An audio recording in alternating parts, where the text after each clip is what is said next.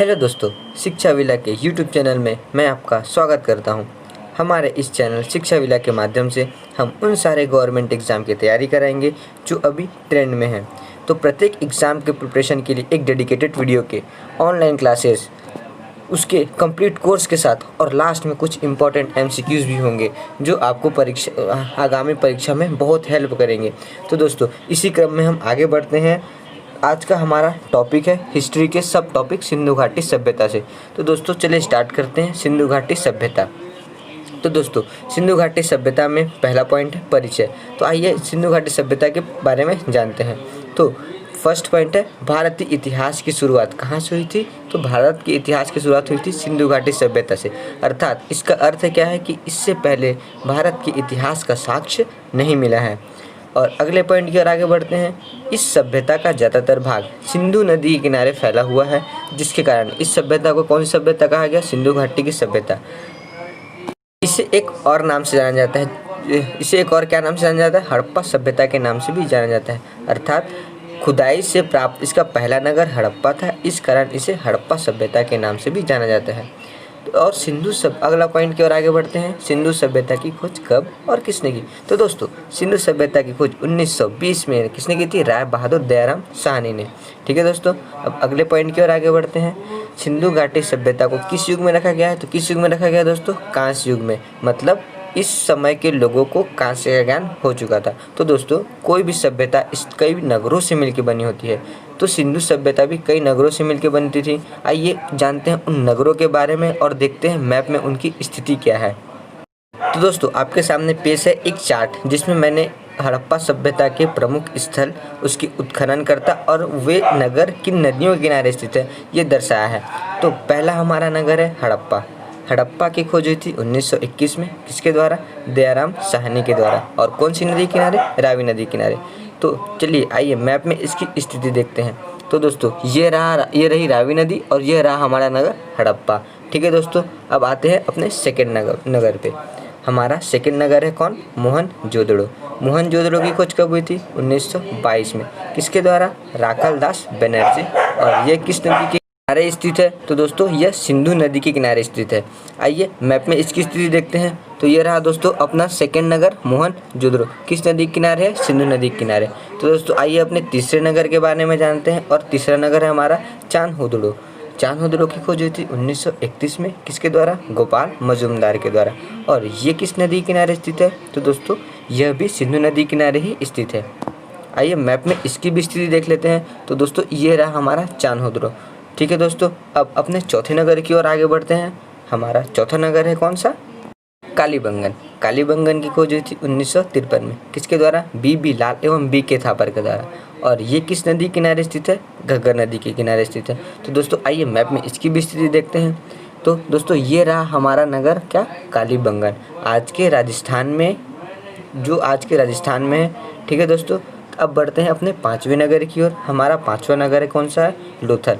लोथल की खोज हुई थी 1955 में। किसके द्वारा? रंगनाथ राव के द्वारा। और किस नदी के किनारे? भोगवा। तो आइए दोस्तों, लोथल की स्थिति मैप में देखते हैं। तो दोस्तों, ये रहा हमारा लोथल। कहाँ पे? गुजरात वाले रीजन में। ठीक है दोस्तों, अब छठवें नगर की ओर आगे बढ़ते हैं। तो हमारा छठवां नगर है धौलावीरा। धौलावीरा की खोज हुई थी 1990 में। किसके द्वारा?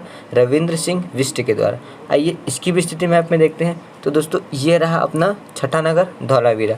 कहाँ पे है? गुजरात के कक्ष में। तो दोस्तों, हड़प्पा में मिले नगर और मैप में उनकी स्थिति को हमने देख लिया। अब हम आगे बढ़ते हैं अपने अगले स्लाइड की ओर। तो अगले स्लाइड में है हड़प्पा सभ्यता की नगरीय योजना प्रणाली कैसी थी। ठीक है दोस्तों, तो हड़प्पा की जो सभ्यता थी उसकी एक विशेषता थी। क्या? उसकी नगरीय योजना प्रणाली हड़प्पा सभ्यता की सबसे बड़ी विशेषता थी। ठीक है दोस्तों, हड़प्पा सभ्यता अपने नगरीय नियोजन के कारण ही विश्व भर में जानी जाती थी। और अगला पॉइंट है हड़प्पा सभ्यता के निर्मित नगर किसके बने होते थे? पक्के ईंटों के। ध्यान रखिएगा दोस्तों, किसके? पक्के ईंटों के बने होते थे। ठीक है, अगले पॉइंट की ओर आगे बढ़ते हैं। हड़प्पा सभ्यता के लोगों ने नगरों के विन्यास के लिए कौन सी पद्धति अपनाई थी दोस्तों? तो नगरों के विन्यास के लिए ग्रिड पद्धति अपनाई थी। आइए दोस्तों, मैं आपको बताता हूँ एक इमेज के थ्रू ग्रिड पद्धति होती क्या है। तो दोस्तों, ये रहा आपके सामने एक ग्रिड पद्धति का इमेज जिसमें जो सड़कें हैं एक दूसरे को क्या पे काटती हैं, समकोण पे काटती है। आप इस इमेज में कहीं से भी देख लीजिए, जो सड़कें हैं एक दूसरे को समकोण पे काटती है। तो सिंधु सभ्यता के जो भी नगर थे वो इसी ग्रिड पद्धति पे ही आधारित है। ठीक है दोस्तों। ठीक, अब इसी के साथ हम अगले स्लाइड की ओर आगे बढ़ते हैं। तो दोस्तों ये आपको एक इमेज दिख रहा होगा, ये मोहनजोदड़ो की खुदाई से प्राप्त एक स्नानागार है। इसमें धार्मिक अनुष्ठान होते थे उस समय के, और मोहनजोदड़ो की जब खुदाई हो रही थी तो बड़े बड़े विशाल विशाल इमारत दिखे। उन विशाल इमारतों को क्या कहा जाता था, अन्नागार कहा जाता था। ठीक है दोस्तों। तो दोस्तों आपके सामने एग्जामिनर ये क्वेश्चन पूछ सकता है कि मोहनजोदड़ो की खुदाई से प्राप्त विशाल इमारतों को क्या कहते थे, तो क्या कहते थे दोस्तों, अन्नागार। ठीक है दोस्तों। इसी के साथ बढ़ते हैं हम अपने अगले स्लाइड की ओर। तो अगले स्लाइड में है मुख्य व्यवसाय। सिंधु सभ्यता का मुख्य व्यवसाय क्या था। तो दोस्तों हड़प्पा सभ्यता के जो लोगों का मुख्य व्यवसाय क्या था, कृषि। ठीक है दोस्तों। कृषि क्यों था, हड़प्पा सभ्यता के जितने भी नगर मिले वो नदियों के आसपास मिले, जिससे वहाँ की जो भूमि थी उपजाऊ होती थी, जिससे खेती आसानी से हो जाती थी। इस कारण हड़प्पा सभ्यता के लोगों का प्रमुख व्यवसाय क्या था, कृषि। ठीक है दोस्तों। और अगला पॉइंट की ओर आगे बढ़ते हैं। कृषि के साथ बड़े पैमाने पे वो क्या करते थे, पशुपालन भी करते थे। ठीक है। अब दोस्तों अगले पॉइंट की ओर आगे बढ़ते हैं। हड़प्पा सभ्यता के लोग कौन कौन सी फसलें उगाते थे। तो दोस्तों हड़प्पा सभ्यता के लोग मुख्यतः 2 फसलें उगाते थे। कौन कौन सी, मुख्यतः ध्यान रखिएगा, मुख्यतः 2 फसलें, गेहूँ और जौ। और इसके अलावा वो सरसों, तिल, मसूर इत्यादि का उत्पादन भी करते थे। ठीक है दोस्तों। अब बढ़ते हैं अपने अगले पॉइंट की ओर।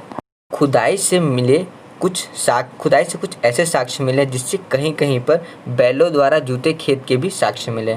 ठीक है दोस्तों। अब अगले पॉइंट की ओर आगे बढ़ते हैं।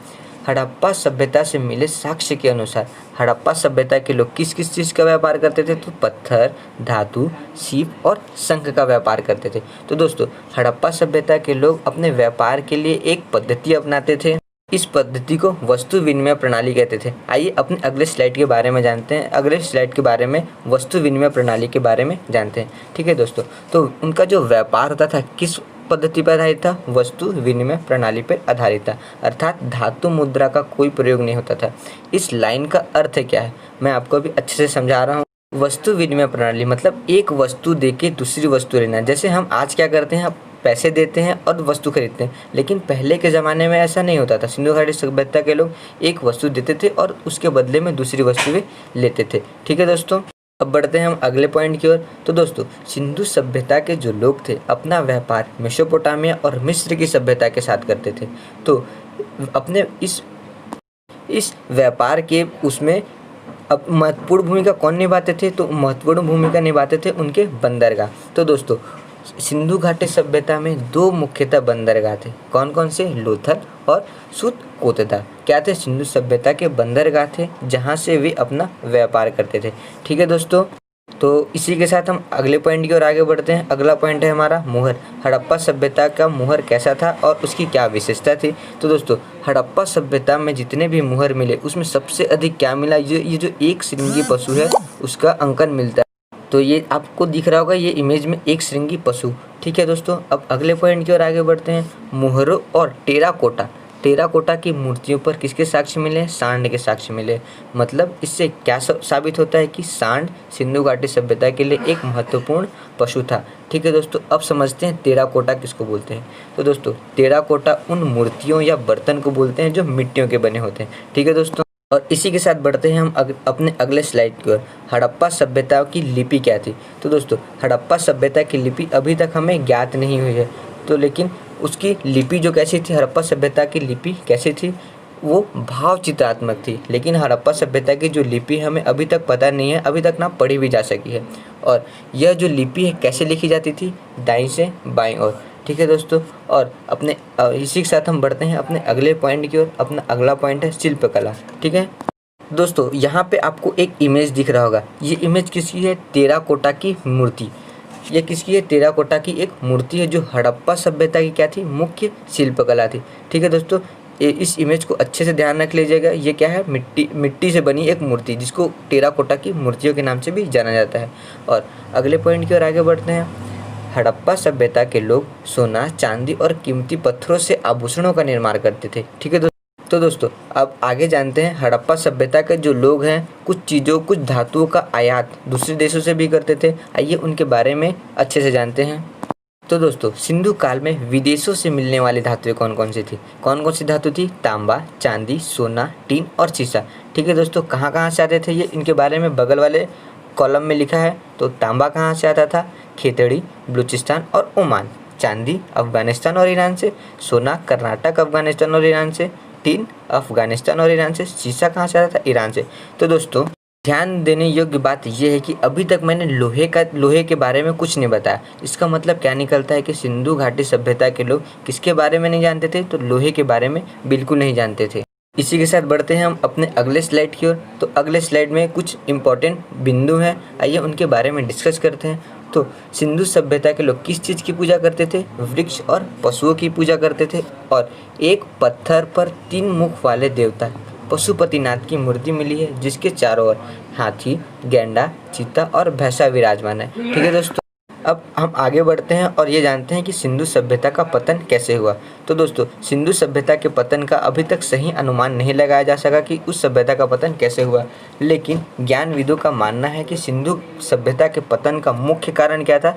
जलवायु परिवर्तन माना जाता था। और इसका पतन कब हुआ था? लगभग 1800 ईसा पूर्व। तो दोस्तों इसी के साथ हमारा थ्योरी वाला सेक्शन समाप्त होता है। अब बढ़ते हैं हम अपने MCQ वाले सेक्शन में। तो दोस्तों आपके सामने उपस्थित है पहला क्वेश्चन, सिंधु घाटी सभ्यता की लिपि कौन सी थी? तो दोस्तों मैंने आपको बताया सिंधु घाटी सभ्यता की अभी कोई लिपि ज्ञात नहीं है। ठीक है दोस्तों, तो ऑप्शन होगा डी। अब बढ़ते हैं अपने दूसरे क्वेश्चन की ओर। अपना दूसरा क्वेश्चन क्या है? सिंधु सभ्यता का बंदरगाह कौन सा था? तो दोस्तों मैंने बताया था सिंधु घाटी सभ्यता के लोग मेसोपोटामिया और मिस्र की सभ्यता से व्यापार करते थे। कहाँ से? बंदरगाहों से। तो 2 बंदरगाह थे, लोथल और सुतकोतदा। तो आंसर होगा ऑप्शन डी, लोथल। अब बढ़ते हैं अब अपने अगले क्वेश्चन की ओर। सिंधु अर्थव्यवस्था का प्रमुख व्यवसाय था। तो दोस्तों क्या था सिंधु घाटी सभ्यता का प्रमुख व्यवसाय? वो था कृषि। ठीक है, अब बढ़ते हैं अब हम अपने अगले क्वेश्चन की ओर। कपास की खेती का साक्ष्य किस सभ्यता से मिला? तो दोस्तों कपास की खेती का साक्ष्य किस सभ्यता से मिला? तो वो भी सिंधु घाटी सभ्यता से ही मिलता है। ठीक है दोस्तों, अब बढ़ते हैं हम अपने अगले क्वेश्चन की ओर। सिंधु सभ्यता के लोग किस धातु से अपरिचित थे? तो दोस्तों मैंने आपको कुछ देर पहले ही बताया सिंधु घाटी की सभ्यता के लोग किस धातु से अपरिचित थे। तो ऑप्शन सी, लोहे से अपरिचित थे। लोहे के बारे में सिंधु घाटी सभ्यता के लोगों को कोई भी जानकारी नहीं थी। और अब बढ़ते हैं अब अपने अगले क्वेश्चन की ओर। अपना अगला क्वेश्चन है, मृतकों का टीला किस नगर को कहा जाता था? तो दोस्तों मृतकों का टीला किस नगर को कहा जाता था? तो मोहनजोदड़ो को मृतकों का टीला भी। अब बढ़ते हैं हम अपने अगले क्वेश्चन की ओर। हमारा अगला क्वेश्चन है, हड़प्पा सभ्यता किस युग की सभ्यता है? तो दोस्तों मैंने स्टार्टिंग में ही बताया था हड़प्पा सभ्यता किस युग की सभ्यता है? तो ऑप्शन ए, कांस्य युग की सभ्यता है। अब बढ़ते हैं हम अपने अगले क्वेश्चन की ओर। 8वां क्वेश्चन नंबर 8, किस पशु के अवशेष सिंधु घाटी सभ्यता से प्राप्त नहीं हुए? तो दोस्तों ऑप्शन सी, शेर के अवशेष हमें सिंधु घाटी सभ्यता से प्राप्त नहीं हुए हैं। तो बढ़ते हैं हम अपने तो दोस्तों आपके सामने उपस्थित है अगला क्वेश्चन, सिंधु सभ्यता का स्थल कालीबंगन किस राज्य में स्थित है? तो दोस्तों मैंने बताया था मैप के थ्रू कालीबंगन कहाँ पे है? तो राजस्थान। तो इसका ऑप्शन होगा आंसर ऑप्शन डी, राजस्थान। 10वां और अंतिम क्वेश्चन क्या है? हड़प्पा सभ्यता के निवासी थे। तो दोस्तों हड़प्पा सभ्यता के निवासी कौन से थे? ग्रामीण जनजातीय, ग्रामीण, शहरी, खानाबदोश। तो इसका आंसर होगा ऑप्शन सी, शहरी। ठीक है तो इसी के साथ हमारा MCQ वाला सेक्शन भी समाप्त होता है। दोस्तों अगर आपको ये वीडियो पसंद आए तो प्लीज़ हमारे वीडियो को ज़्यादा से ज़्यादा लाइक, शेयर और सब्सक्राइब कीजिए और वीडियो की नोटिफिकेशन सबसे पहले पाने के लिए बेल आइकन ज़रूर दबाएं। थैंक यू दोस्तों।